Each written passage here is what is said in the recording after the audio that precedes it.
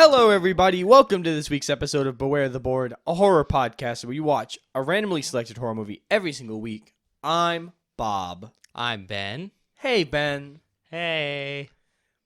You don't sound excited. Yeah, sorry we missed again. Hey, not our fault. I mean, it was kind of our fault. What do you mean? There was snow, Well, okay. Well, yeah. and then you lost all the files. Well, I would say lost. I would say got deleted or boomed. Like, the entire episodes you had edited. Yeah, so essentially what happened was, well, okay, so this is a kind of a long explanation. We used to use this service called Chartable. And to use Chartable, it's essentially like an stat tracking service that tracks your engagement and stuff for you and lets you look at like charts, like where you rank on like charts based on countries and stuff for the podcast. We were just trying to look at our analytics and like come up with like a strategy basically. It's pretty cool. It is cool. But to use that service, you had to go into your podcast like RSS hosting place and email them some information to add to like your files so that Chartable could track all your downloads and whatnot. Since then, Chartable has been discontinued and closed down. I did not see the email that they sent us that said, hey, if you have all this stuff in your RSS files, you need to get it taken out because it'll fuck up your episode releases. I didn't do that because I didn't see it. And it's happened twice now. The first time was a while ago, but we got it in time, basically. This time it happened, but after I'd uploaded the episodes, I had updated Audacity, but because I had so many files, Audacity basically updated and deleted everything, so the episodes were gone. So I had to re-edit them over the course of a week when I didn't really have time. Bob was rather annoyed. I was more than annoyed. I was super pissed off because it was fucking brutal. So that's why those two episodes were a week late. Yeah, so sorry. Yeah, sorry. Probably won't happen again. No, well, I emailed the people and said, hey, can you get this out of there, please? Sweet. I said, I need that fixed because that's annoying.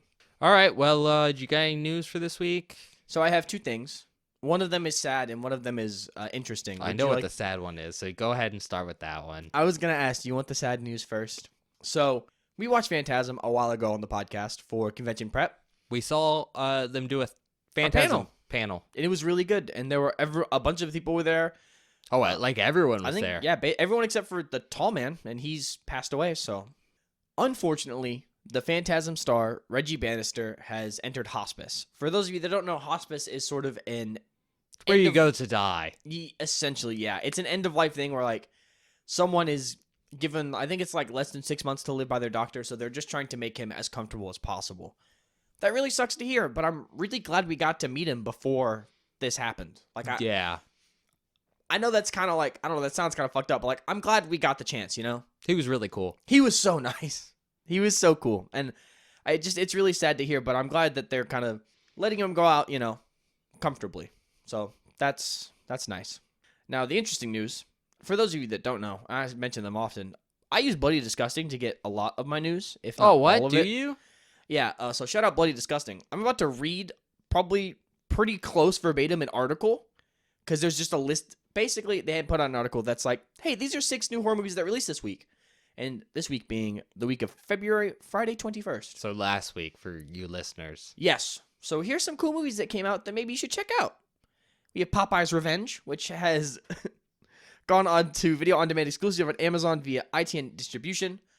Not sure if that's going to be good. No, well, it is going to be fun, probably. I don't know, because like the first Mickey Mouse movies were really bad when those came out, but also the Popeye that they have access to right now is just like the first versions of comic book Popeye, which is not like I'm looking at pictures. He Popeye. looks like Popeye the Sailor, dude. I don't know if they're gonna get sued. This guy looks, which essentially that's what the movie is. Yeah, the indie horror film turns the classic character into a slasher villain when the legend of Popeye hunts a group of counselors as they intend to open a summer camp. It's directed by William Steed, and the script is by Harry Boxley. Stephen Murphy stars as Popeye alongside Pooniverse alumni Kelly Ryan Sanson, Danielle Scott, Danielle Rowland, and Amanda Jane York. So this one is cool because I haven't seen it, but it has Jack Quaid in it. I like Jack Quaid. There is a new horror movie from Warner Bros. And Neon Cinema, produced by Zach Krieger, who produced Barbarian. It's called Companion, starring Sophie Thatcher. She was in Heretic, and you can get it at home now. You can buy it on demand or rent it for $19.99 or $24.99 respectively. In Companion, the directorial debut, Drew Hancock, a billionaire's death sets off a chain of events for Iris and her friends taking a weekend trip to his lakeside estate. I've heard this movie is fucking brutal. Do you know what the premise of this movie is? No. Essentially, there's like a killer sex doll. Like it's kind of like Megan, except it's like Oh, yeah, I have heard this one. yeah. It looks really good. I've heard good things. It looks pretty sweet. The Monkey as well came out this last week. Stephen King one? Yes, Osgood Perkins, director of Longlegs, produced by Neon. I'm excited about it. It's not an adaptation of Monkey Shine, right? It's a different one. No, this is Stephen King. I know, Monkey Shine's a Stephen King story. Oh, it is, but George Romero did that already. Yeah, but that hasn't stopped him before. There's 2 versions of it, Bob. Oh, here we go. I just found out where it is. The Monkey is a short horror story that appeared in King's Skeleton Crew, a 1985 collection that also featured The Mist, The Jaunt, The Raft, Survivor Type, The Reach, and more. Fair enough.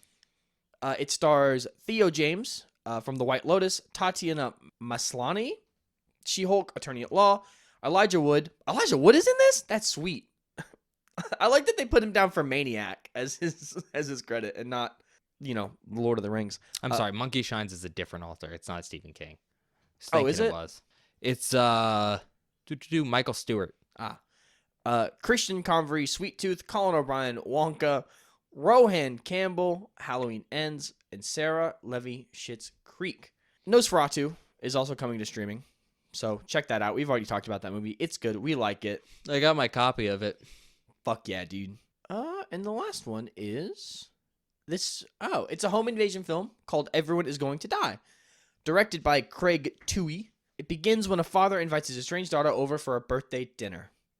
Aw, how sweet. I know. It stars Jamie Winston, Chara D'Anna, Lila Lasso, Richard Cotton, Brad Moore, Marina Lazarus, Gladys Arthur, and Tamsin Dean. That's it. That's all of them. Okay. Check out all those movies. They came out in the past week. They're new horror movies. I know we don't get to watch new stuff for the podcast all that often, but That's not true. We watched Lisa Frankenstein last I said time. all that often, Ben. Out of the hundreds of episodes, there's one recent movie. We watched Slacks. You just blocking that one out because it sucked. It wasn't that bad. It wasn't It could have great. been better. Anyway, That's all you got? yeah. Do you have anything? That was kind of long-winded. Since we're talking about movies, I'll just mention this really quick since I don't want to take too much of your time after Bob read that list for forever. But there's a film coming out in, I think, like a month or two called Clown in a Cornfield. I don't know if anyone's seen any stuff for that. I did see. It looks freaky. It looks, from the trailers look pretty good. And it's going to be like it feels a lot like the violence of Art the Clown mixed with the small town aesthetic of the original It series. Mhm. But so from what I know, it's originally like a young adult like horror novel. That's what I was going to bring up. It's originally a young adult horror novel. So if you're interested in watching that, I think it's going to be on Shudder. And if you think the story sounds interesting and you can't wait, it's a book. You can read it. Yeah. It's supposed to be like a best-selling book. If you don't want to spend money and you already have Spotify Premium, it is on there as an audiobook. That's because actually awesome. I'm Spotify has so much stuff. I didn't know they had audiobooks. You didn't? Oh, I think I've told you before. You probably have. I just forgot, more than likely. They have everything. They basically have most of the stuff Audible has, but for free. That's if you actually have sweet. Spotify Premium. So pretty cool. But that being said, that's all I got. So podcast, part of the podcast. Yeah, we can move on to the podcast part of the podcast. I have all 3 categories, Ben, but I don't really know what I want to pick because, I really don't know if I want to end on vampires anymore because you've kind of scared me into thinking that maybe it's not a good film to end on. I don't know how solid that ending will be. I'm Okay. sure it'll be fine. I think our best ending spot for this season is going to be Arnie films. Yeah. I've told you that. I'm comfortable telling you that. I think that'll be a fun way to end. Yeah, but that makes me so excited because I like Total Recall so much that I really just want to watch that now. I'm sorry. There's only one good Shut Arnie the film, right? Fuck up, you motherfucker. Fuck you. And it's Predator. Well, Predator It's is not good. Total Recall. But I don't want to do 2 Arnold films in a row. But I don't want to end on vampires. So I guess I'm going to choose vampires today. Okay. Are you sure you want to choose vampires, or do you want to do clowns, vampires, Arnie? Because that is our other option. Yeah. What do you want the penultimate film to be? I'm scared of clowns, though. Right? But you're just putting it off. Yeah. So Yeah, you're right. I am. I know. I'm just making sure. I'm scared. Like you were saying you wanted to end on vampires, so you could make it the penultimate film and do it next week. But you can do it this week. I don't care. It's the same to me. Yeah. No, I'll stick with what I said. We'll do vampires today, Benjamin. Okay. What's the spot I have left? I don't know what it is. I think it's 2. Okay. Today we're watching a film from 1992 Oh, a 90s movie. Hell yeah. entitled Cronos. What the fuck is this? It's a What weird the- movie. But you've never heard about it, right? No, I've never fucking heard about it. God damn it, Ben. Isn't that fun? But it's not. It doesn't sound like a vampire movie. Yeah, so that's why I said we maybe shouldn't end on this one. I think you'll enjoy it, but Have you seen this? It's not the most vampire film ever. I think I've seen bits and pieces, but I don't think Okay. I've seen the whole thing. I think I've seen clips. I don't know what's going on this season, but we're watching a lot of 90s movies, and I'm kind of digging It it. just kind of happens. That's when a bunch of like vampire stuff was coming out. Oh, okay. I mean, honestly, that's what most of our 90s stuff has been. Because Arnie has been like 80s. Total Recall was 1990. Yeah. So like the butt end of the 80s. It was still 1990, Ben. Yeah. Good decade. Shut the fuck up. Anyways, description. Jesus had a foot in the grave. Now he's back with a hunger. What the fuck, Ben? This movie's gonna be bad. What do you mean? Vampire Jesus? I mean, yeah, Jesus is a vampire, but that's okay. Oh my! It's not gonna be fucking bad. God. It's gonna be a really great movie that has very deep themes. Mm-hmm. Yeah, I'm sure it will, Ben. Mm-hmm. It's an hour and 34 minutes long. Oh, a normal length film. It's rated R. Thank God. Review scores. IMDb gave it a 6.7 out of 10. Oh, that's pretty good. Tomatoes meter score of 89%. Holy shit! Audience score of 69%. Meta score of 70%. And a user score of 7.0. This should be a good movie. For awards, it has 24 wins and 13 nominations. Holy fuck! Yeah. Is this movie like famous? Why have I never heard of this? It's pretty famous. For notable actors, we have Federico Lupi as Jesus Christ. If you're wondering, this film is set in, I believe, Mexico, and Jesus is okay. a common name there. So it's not, the that Jesus makes from so religion. much more sense. I was like, you motherfucker. I just thought that'd be a funny description. It was, because now I was like, vampire Jesus. That's crazy. But Federico was also in Ray in Pan's Labyrinth. Oh, okay. Ron Perlman as Angel de la Guardia. Holy shit, that's cool. Hellboy and Hellboy. Yeah. Best version of Hellboy. And Hellboy, so that 2004 Hellboy, by the way. Claudio Brook as Dieter de la Guardia. They were Giulio Mardomo in The Exterminating Angel. Tamara Zanath as Aurora. They were Alicia in On the Air. Margarita Isabel as Mercedes. They were Paquita Lobo in Like Water for Chocolate. Daniel Gimenez Cacho as Tito. He was Antonia Villalta in Blancanieves. Mario Ivan Martinez as Alchemist. He was Dr. John Brown in Like Water for Chocolate. Farnesio de Barno as Manuelito. He was a bank clerk in Original Sin. Juan Carlos Colombo as funeral director. He was Cortez's bodyguard in Clear and Present Danger. Then finally, Jorge Martina de Hoyos as the narrator. He was Hilario in The Magnificent Seven. Those are a lot of Spanish actors. Yeah. Because this is a film from Mexico, Oh, sweet. if you were wondering. That's cool. I think it's our first Mexican film. Yeah, we did one from Spain. We've done Spain a couple times, but we haven't done Mexico. Mexico. That's cool. And part of the reason for that is the writer-director of this film is, do you have any guesses? We've seen him before. You don't know? Like a Mexican director. Yes. Very Guillermo del famous. Toro. Yeah. This is a Guillermo No, del Toro I film. went back. I said Pan's Labyrinth. Okay. Yeah. Mm-hmm. Budget of this film, That's fucking sweet, by the way. I just like Del Toro a lot. Oh, it is. We haven't watched a lot of his stuff on the podcast, but I think it's so cool. I saw he had a vampire film. I actually knew about this one for a while, and I was like, well, Well, no, a Del Toro vampire film. No, Ben. Let's do that. Hey. pretty cool, though. This is actually his first feature film. So this Whoa! is like very beginning of his career. That's cool. I'm very scared to be grossed out now. Yeah, but you just didn't like Mimic because that was bugs. But this is vampires. Yeah, those are different. Yeah, Ben. That's not the point. You're not getting my point. Anyways, budget was estimated at $2 million with a box office turnout of 621,000. Oh man, Which isn't really good. But then again, first time director Mm-hmm. and a film from Mexico. But also, like, there's no like, it's an original IP too, so that makes it tough. I don't think it got a lot of release and stuff Mhm. outside of Mexico and stuff. Like, I know this film has done well for itself, but Well, I mean, yeah, it's super highly regarded, apparently. yeah. In fact, this film was selected as the Mexican entry for Best Foreign Language Film at the 66 Academy Awards, but they did not accept it as a nominee, which is Why? really sad. I don't know. There were some other films coming out that year, That's so dumb. but Mexico was like, yeah, this is the best film that we've made this year. Now, technically, kind of for my last fact, this film is a standalone sequel. Or this film has a standalone sequel. It's called We Are What We Are. It's very unrelated. I think the only connection is Daniel Giménez Cacho reprises his role as Tito, Oh, the funeral director, but it's not directed by Del Toro, so it's kind of like a little fan connection, I guess. But otherwise, this movie stands by itself. Okay. That's all I got. Okay. I'm excited. I like Del Toro. My stomach isn't as excited as Your it stomach was. will be fine. Yeah, I don't know. I worry, Benjamin. That's You worry all. about everything. You're right. But I guess we'll see you guys in a minute.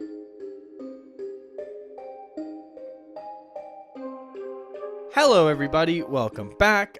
We just finished watching Cronos. Yeah. What do you think? It was our second Del Toro film? Yes? Mimic was the other one? Yeah, I think believe that's so. our only other Del Toro movie. So what you think of seeing him again? I like him. I like him, but he has an obsession that I don't like. And I will talk about it. I wouldn't call it an obsession. I would call 100% of the movies I've seen by this man have something related to this thing. Fair enough, I guess. But you liked it? Yeah, it was cool. It's good. I don't want to spoil too much because we're going to get into it. But it very much is a Del Toro movie. And if you like Del Toro, you'll like the film. Yeah, fair enough. I It's very stylized, Yes. and that does include the take on vampires. With that being said, I guess usual thing. Highly recommend you go watch the movie before we spoil anything, especially for a film like this that has a lot of reveals. Mm-hmm. But if you don't care, I'll give you a brief little rundown of the film, and then we'll get into actual spoilers. So, what this film's about is it's about this guy, Jesus Christ. Maybe sounds a lot like Jesus Christ. Yeah. But he is like this old, I guess, antique shop owner. Mhm. And he ends up stumbling upon something that turns him into a vampire. Yeah. And, kind of all the complications that come with that transformation and the things that turn him into a vampire and stuff like that. It's all really, there's a lot there that I don't want to spoil, but it is pretty interesting. Yeah. It's all about the mystery. With that being said, I am going to get into it now. So, right off the bat, Bob, is there anything you want to talk about? Yeah, so look, I like this movie personally. Like, I enjoyed Del Toro. I like his style, and I get why it got high ratings. Like, understand why like critics gave it a high score. This is very much like a nothing movie. Like, nothing happens essentially. Yeah, can you see why I didn't want to do it last? Yeah, it's a very cool movie, and I enjoyed it, but it's not. There's nothing exciting to really talk about. I think a lot of the interesting aspects of this film come in the style and the way that Del Toro directs, and some of the artistic choices that he made. But like, it's no like Arnold Schwarzenegger action movie, you know? Yeah, and it really comes down to the fact that at its heart, all that happens in this movie is guy gets transformed into a vampire and then Deals with the consequences. deals with the consequences. And that's it. it. I think it takes place over the span of like what? A week? Maybe? Yeah. It's pretty short. So not a lot happens there. It's all on style and like how the characters interact and stuff. And it's like you said, it's really, really good, but that's all there is to There's it. no spectacle to it like you would expect in a traditional horror movie. You know what I mean? Yeah, I think you made a really good point while we were watching the movie. You compared this to Dead Alive, Yeah. and you were like, it feels kind of like that same B movie kind of thing. And I think you're really on the nose there. This feels like it's Del Toro's first film. You can tell in some aspects. Doesn't have a lot of money, can't like pull off some of the insane stuff he does later on. But you can see the ideas behind everything. Oh yeah, everything's super stylized. Like you could tell he directs this movie. And like one of the things that really gives it away is, as you said, Bob, his obsession, right? He has a problem, bro. So Bob's only saying this because we've only seen 2 Del Toro films, both early in his career. True. And so true. Both heavily feature insects. Yeah. Maybe that's just where he was at his point in life, where he was like, I want to do a bug movie. And He did 2 bug movies now. yes, I know, but like this one, the bug's in there, but it's not heavily featured, I think in part because it was lower budget. So it might be like he wanted to work on that idea more. Yeah. And decided to do Mimic. I will say, I do really like the way that the bug plays into the whole vampirism aspect. I think that is one of the coolest parts of this movie. Yeah, and I think that's a great transition to the vampire in this film's so unique and so interesting. 100%. So the backstory there is there's this alchemist. What was his name? Falconelli. Yeah, Bob thinks he's cool. He is cool. Okay, so now I'll do a plug right now for not someone that sponsors us, but a cool podcast. If you're interested in Falconelli, I've listened to an episode of a podcast called Red Web on him. Basically, the backstory of this guy is he was an alchemist, and it's rumored that he like discovered the way to get eternal life, but also that he like predicted like nuclear bombs and stuff, and like a bunch of other crazy things. Kind of like Nostradamus. Yes, but like 1600s, like Italian. Yeah, fair enough. But he's really, really cool. Like, super interesting guy. There's tons of, like, books on him and about his manuscripts. But that's kind of the impetus for, like, the rest of this movie, is the idea that Falconelli did invent eternal life, but it turns you into a vampire. Well, a weird, fucked up vampire. A weird, fucked up vampire. And, I guess kind of spoilers, but Falconelli dies, and the object gets, like, lost to time. Yeah. So, he didn't pick up on it. People get turned into a vampire from this object. Yeah. It's like a clockwork beetle, which I want to mention here because one of the big style things that Del Toro does in this movie is a very heavy emphasis on clocks and clockwork. I think because this is a time about immortality and like time running out. Well, also, Falconelli is a clockmaker. But also, Falconelli's a clockmaker, and the MacGuffin in this film. It's like a little wind-up clock type machine. But it's called the Cronos device. And basically what it does is you wind it up, it'll pull out some claws, like beetle legs, and then it'll stab you with a stinger. And that transforms you into a vampire, kind of? Sort of? Yeah. So really how it works is there's a bug inside, which is where the whole God. bug thing comes into play. Mm-hmm. But the device filters your blood through the bug, and that makes you like younger and heals you and all this stuff, which sounds really cool, except it's slowly transforming you into a weird Vampire monster thing? vampire monster thing. We get to see the alchemist Yeah, Falconelli. We Falconelli. see him fully transformed. fully transformed, and He's fucking gross. you're basically like paper white. You have, I don't know, some veins or weird lines all over your skin, Mm-hmm. and you got white hair. Like you look like a shriveled old person. Mm-hmm. Not like Nosferatu shriveled old, No. but old and like you've gone completely white. And then you have to drink blood, assumedly. You get cravings for it. Not that we really see that in this film. No, but I think that while I like that, you're kind of expecting that in a vampire movie, I think the fact that it doesn't do any of that is actually very cool. Yeah, because we're seeing the beginning of Jesus' transformation. Mm-hmm. But going back to like the vampire stuff, all the bug stuff comes around again because we have another character who's researched all of Falconelli. Yeah. Falconelli's work from his like book and stuff is like insects are God's favorite creatures, and they can do all these cool things. Like, what was his first example? Get trapped in a rock for 1,000 years and then be released and be alive. Oh, walking on water like Jesus. Yeah, he said Jesus walks on water, so do mosquitoes. And when he starts making that comparison, it puts in your mind to make the comparison between what's happening to Jesus and insects. And it all starts to line up. The way that Jesus transforms into like that pasty white version of himself involves molting his old skin. Like a bug would. Like lots of bugs shed their exoskeleton and get new ones. But also, slight spoiler here. At one point he dies, Yeah. but he comes back to life, which again, great callback to some insects doing that, like Mm-hmm. the guy said at one point in the film, but also a good comparison to Jesus again. Yep, 100%. I mean, they do name him Jesus Christ, Which sounds very close to Jesus Christ. and he comes back from the dead. I'd assume, what, 3 3 days days later? later? Yeah. Because he has a funeral and everything. I think the funeral is so good, by the way. I love that sequence. But yeah, bugs and clocks is really emphasized here, and Yeah. I think it really carries this movie because it's so heavily leaned into, and I just thought he did a really great job with it. Yeah. I think it's also like, we haven't really talked about it too much, but there is sort of like a villain of the movie. Sort of. Sort of. I don't really remember his name. Let me look it up. There's 2 of them. So there are 2 of them. The yeah. De La Guardia family. Oh, you're 100% right. I think he's just called De La Guardia, right? No, they have first names. One of them is, Angel, which is Ron Perlman. yeah, one of them's the nephew, and that is Ron Perlman. His name's Angel. And then the other one's a really old, sickly dude who's the uncle. And his name is Dieter. Dieter? Dieter.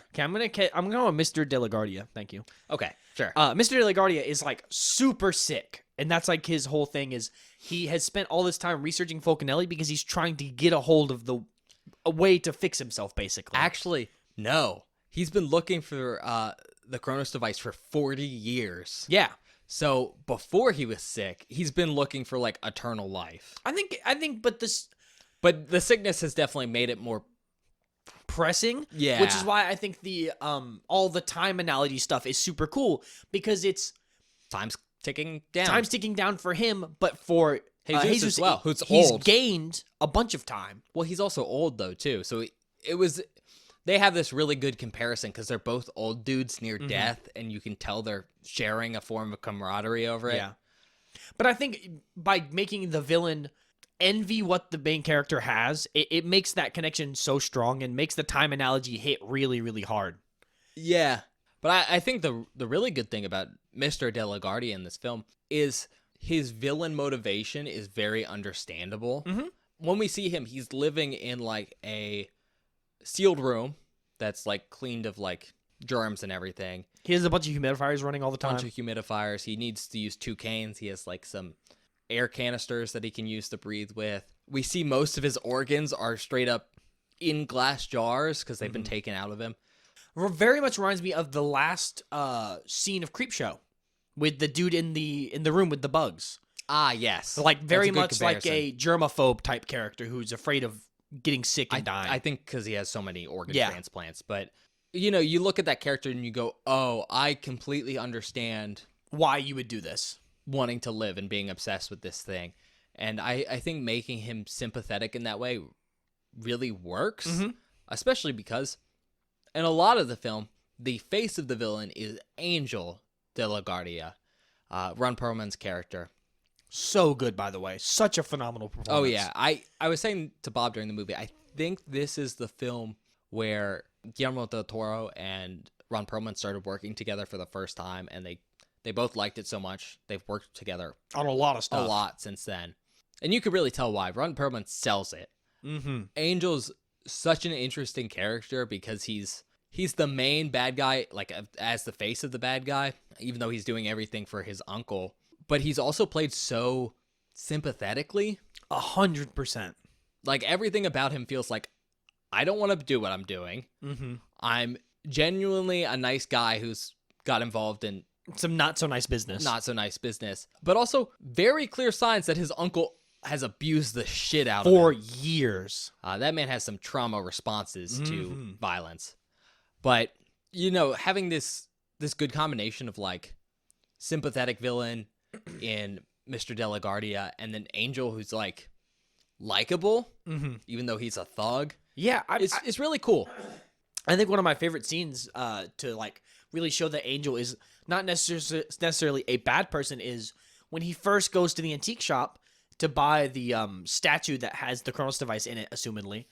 He like plays with Aurora, the Jesus' granddaughter, like gives her gum, and he's really sweet to them. And like I can tell that he's not, you know, I just enjoy that the villain in this movie is not just straight up, I'm evil for evil's sake. There's motivation. It feels real. It feels grounded. And I think that's what makes this movie feel so good is it feels really real. Like a lot of the things that happen in this movie feel like, oh, this is just unfortunate. Yeah. Like it's just Because sad. that is the plot of this movie. It's unfortunate. Jesus gets flicked by the Cronos device, not on purpose, but No. completely on accident, and that starts the chain of events. But yeah, I think you're right about this feeling real. I mean, all the characters, especially the villains, feel like real people and not like character archetypes, and that is important. Well, because you could have easily cast Ron Perlman and go, oh, be just like a generic evil henchman thug. Yeah. And they don't. They give him so much character depth and make him a sympathetic character who, by the end of the movie, I don't want to spoil it, but I'm satisfied with his ending. Like, I think it works. Yeah. It's I mean, really good. To give you a good perspective here, Ron Perlman's reacting to his uncle made me dislike the uncle more than anything the uncle did in this film. Exactly. And that's because he just has such a good performance. Yep. And it's really, really good. It's great to see from your actors and then your directors getting that out of them. I think everyone did a great job. Jesus does amazing in this. Good leading performance, man. Great leading performance. And I do want to say they do great job making him look younger and then nasty. Yeah. All within the span of a film. Because he starts off looking like kindly old man. He looks like Pinocchio's Geppetto? Geppetto, yeah. Yeah, that's always the beginning of this film feels like the beginning of Pinocchio. It does. He's walking into this area with a lot of clocks with his granddaughter, but they really do a good job transforming him, and he really has a very introspective performance as Jesus. So I think that's really great. The granddaughter Aurora does an amazing fantastic job. Performance. As always, being a child actor is hard, and this kid's what? Maybe 8, 10? 6, something like that. I'd say 6 to 10. Probably, yeah. But 8's going to be my guess. And they do such a great job, even though the part they have is very, I'd say, difficult. Aurora's nonverbal, so she says one word in the entire movie. it's grandfather. Yeah. It's great. But yeah, she's nonverbal. There's something happening there to make her nonverbal. I'm not sure if that was like purposely like, oh, this kid can't talk, or if it's an actually written into the script that way. But I really liked it. I do too. She sells everything with like tiny facial expressions, but mostly just her actions. Yeah, and 100%. It's all really, really sweet. I loved it. Jesus' wife, we see a little bit of. She's cool. I liked her. She's not really a character, but it gives you a good view into everyone's lives. I was going to say, I don't, like, her performance is fine, but I think what her character really provides is world building and character development for the other two characters, and Aurora and Jesus. Like, those are kind of your main characters. Yeah. And there's some amazing sequences of, like, oh, you can tell that his wife kind of sucks, because she's definitely, like, cheating on him or something with some of these people that she teaches tango with.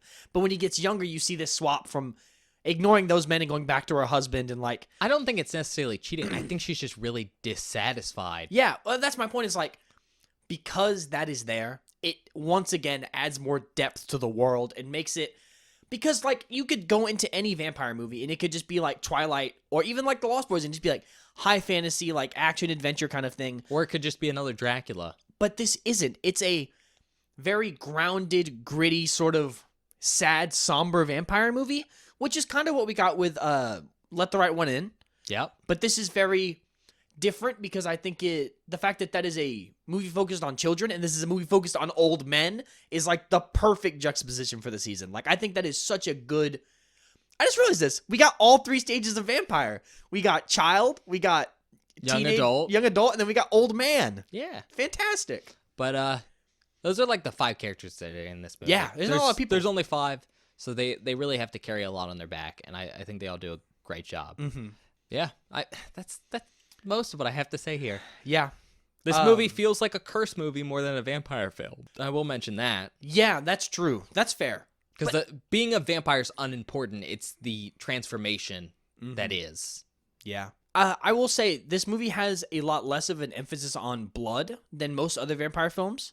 Like, there is an emphasis, but it's not like we're not actively watching Jesus drink blood or anything. You just like know that. He's thirsty. You can just tell that he wants to drink it. It's representing the cost of immortality. Exactly. There is one scene in particular where he licks blood off a bathroom floor, and I thought he was going to throw up on me. I almost threw up. It's really gross. One of the last things I want to talk about is the fact that, yes, this is a Mexican film. It was filmed in Mexico. made by a Mexican director, but they made a really interesting choice of, we watched it with subtitles because we both don't speak Spanish. Fair enough. But Ron Perlman and many other characters in the film that are not Mexican speak English a lot. I think it's actually basically just Ron Perlman. The other dude, his uncle? De La Guardia, speaks English too a lot. Just to Ron Perlman.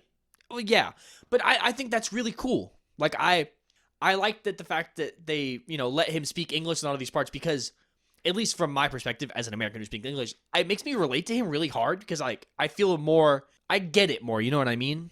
Yeah, and I also think it was a realism thing because like there's no way we're not gonna pretend like Ron Perlman's an American. Yeah. And what it really feels like is I think his uncle might be from Mexico. And like he lives with his uncle who lives in Mexico, so he's learned Spanish. But whenever we're seeing his private moments, he's speaking English because that's his native language. But yeah, I think that the way they handle language in this film is very interesting. Reminds me of Godzilla, like the original Godzilla. How the American parts are in English and then the Japanese parts are in Japanese. I think that it makes a film feel more international, which I think is very, very cool and interesting. Because that's how international communication is. Which, once again, adds to the realism of the film, which is probably my biggest sticking point for this movie. I think the last thing we should probably talk about is the effects. Really, we haven't talked about it too much. There's not a lot. No, but what we do get is really, really good. Yeah. I think Jesus' transformation is really handled really well. I think a lot of the blood is sort of... It's a really dark, viscous red. Dark, viscous red, which I think works because when I think of insects, I think of like gross, sticky. You know what I mean? Like it just feels so much grosser than normal blood would, and it's so effective. In That's this movie. fair. I love the choice of the blood in this film because it's very vibrant in a film that's very like washed out, and I thought it really stood out. But also, it's that dark crimson red of blood that reminds me of like sacrifice and like kind of like slaughter and stuff, and I thought that's a good point. Yeah. But yeah, I mean, overall really good movie.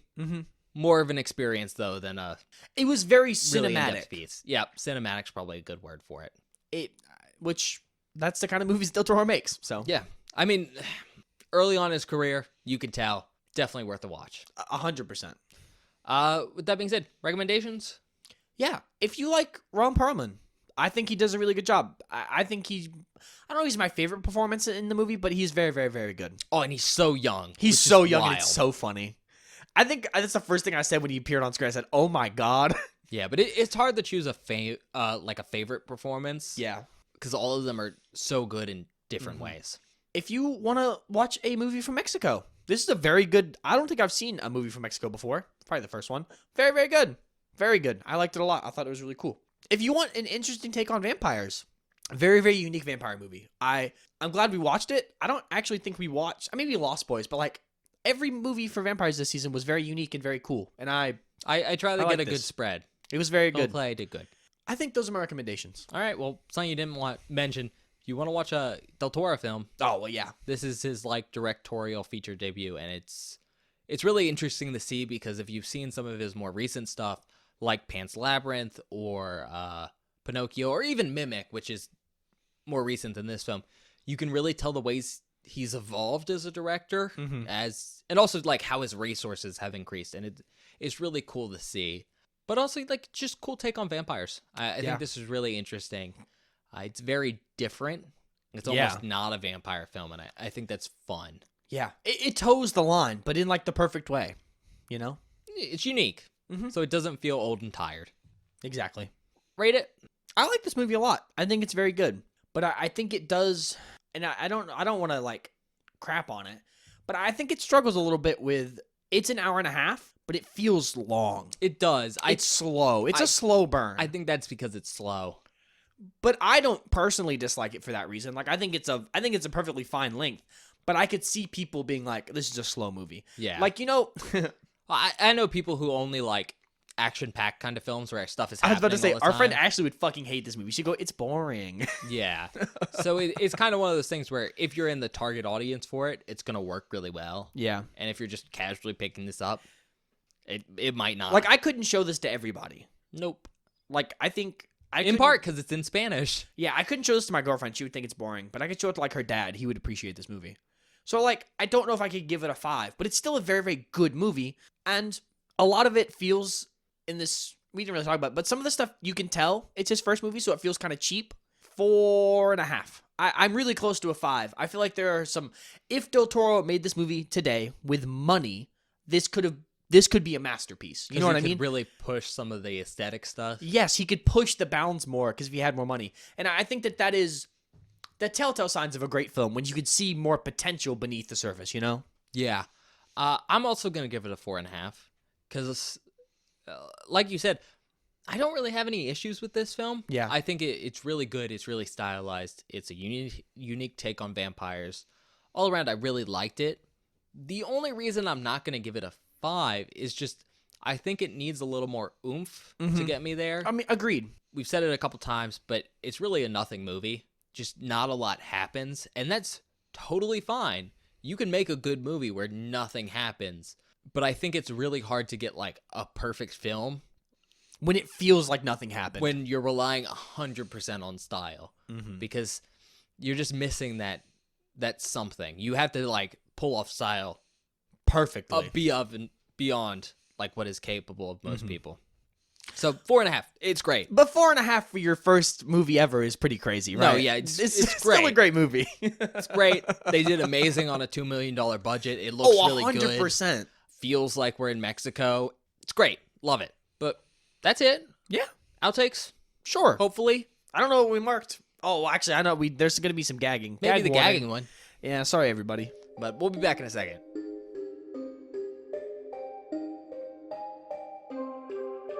Hello, everybody. Welcome to the outtake section for this episode of Beware the Board. I hope you're enjoying our review of Cronos so far. I really like this movie. I think it's my favorite Del Toro movie we've seen on the show so far. But without further ado, let's get into the outtakes. This first clip is our reaction to the device finishing the job and finally turning Jesus into a vampire. My thought was maybe he has to have the metal filing in him, like for it to like not kill him, basically. And when she removed it, it like stopped the process or something. Oh my god. Oh, it didn't finish what it was trying to do. Oh, no, no, no, no, no, no, no, no, no, no, no, no, no, no. Ooh, right in the vein. Oh, Really getting in there. I hate this. Really? I thought this was like just your thing. Yeah. This is cool though. Yeah, it's the inside of the Cronos device. This next clip is exactly why you should watch what you say when you're on recording. Oh, Lord, that's not good. Delicious. Uh-huh. Mmm. Stop moaning over there. Hunger. You fucking freak. What's wrong with you? Fuck you! Don't you clip that. Going in the episode, you freak. If you're gonna moan on audio, I'm gonna use it. This next clip is our reaction to seeing Jesus finally start to be affected by his vampirism. Ah, Clockman Jones here. Clockatha. Clockatha! Oh, yeah, here we go. Here we go. Kill this guy. Do something crazy. Suck his nose. Suck his nose is disgusting, Benjamin. I mean, but Bro, come on. that's where the blood's coming out. I don't give a shit. No one should be sucking anybody's Otherwise, nose. he's just gonna take this like bloody towel and just kind of suck on it. Or he could kill him and suck him off. Not like that that. that sounds better? No, that's not what I meant. You know what I meant, fucker. It's a vampire movie. I don't know if I know what you meant. Suck him dry. Well, that could be the same thing. I gotta stop that. But you just Look, he's gonna lick it off the counter. You just gotta stop using the word suck. But he is. He's sucking. He's not sucking. He's You maybe lick it. lapping. I don't suck. I scratch and lick. Scratch and sniff. Not scratch and sniff, weirdo. Scratch and lick. This next clip is our reaction to watching Jesus lick up blood off the bathroom floor. I'm going to go ahead and give you a gag warning for this one. Oh my god, he's going to... No, not the floor. That's worse. The counter was like, okay. Yeah, nah. Hey, well, okay, the counter's better than the fucking floor. I don't know. I think this is great because it shows like how desperate he's getting. Ben, I don't give a shit about the concept of the... I'm talking about just from a personal perspective. I think licking anything up off of the bathroom floor is disgusting. I mean, fair enough. It does look like a clean bathroom, though. Stop. No, he's... No. It's going to be really weird when that guy comes out of the toilet. Oh my... Don't you dare throw up on my floor. Ben, it's so... If you throw up in your mouth, you gotta swallow it. I don't care. Do you need me to pause it? No. He stopped? Yeah. Okay. Oh. That was fucking disgusting. It was not. It's fine. Yes, it fucking was, Ben. I think we found my kryptonite. Bathroom floors? No, people consuming liquids off of weird liquids from weird places. I mean, fair Because the enough. only thing that's me like react like that was that dude eating vomit in Audition.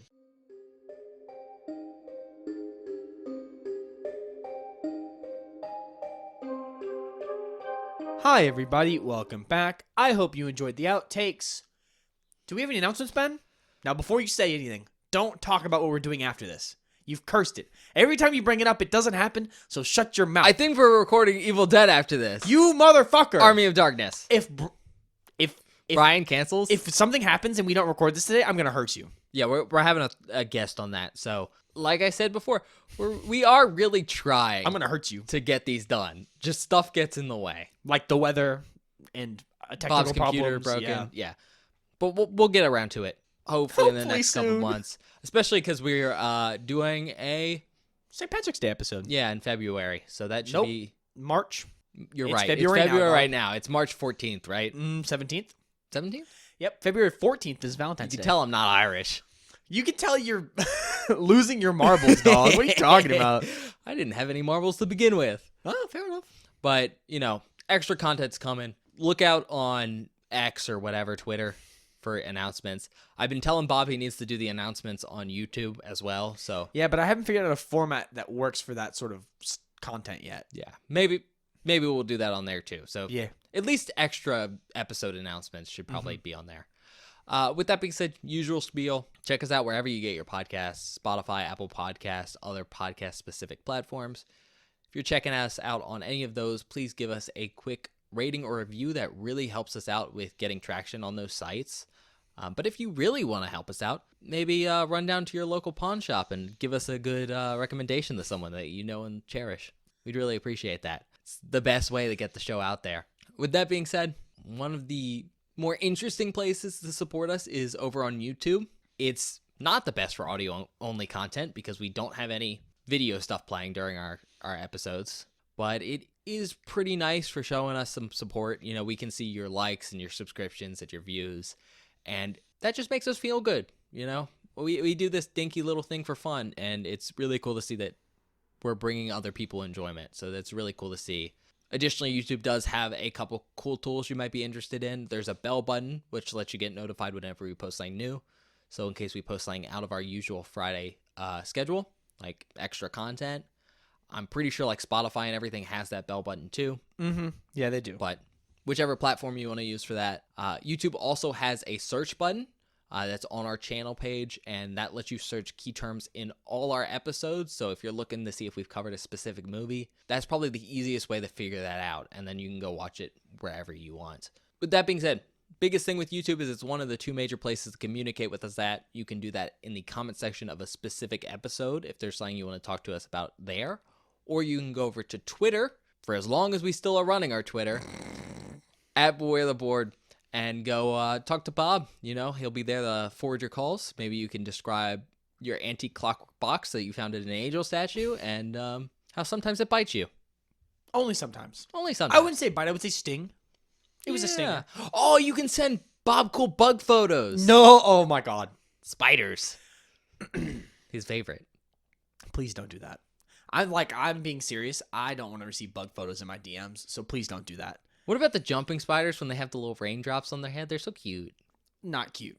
Not You can't cute even do at that? all. No. Okay. Terrifying. Like Ben said, check us out on Twitter at Beware the Board. It's where we post updates about the show, information about the show. Basically, if there's anything going on with the show, it goes on our Twitter. On Mondays, I post a spoiler post for that week's worth of episodes, which is a hidden movie cover you can reveal, so you can watch the film before we do. So whenever you listen to the episodes, you don't get any spoilers. We're being vague about stuff. You know what we're talking about.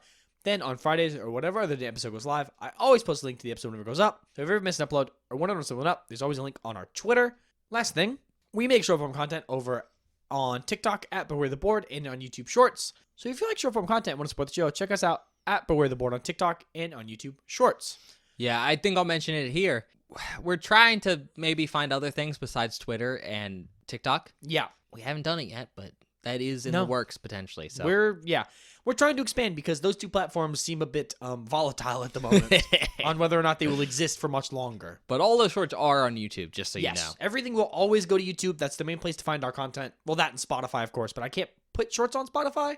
Yeah. Not that we've had a new short in a while. No. Well, Bob's been overwhelmed. But he's working on one. I was going to say, I started one yesterday. And he has one that's been started for a long time. I'm never going to finish that one. It's too hard. Too difficult. But I think that's it, Ben. All right. Well, we'll see you guys next week. Yeah. We'll see you guys next time.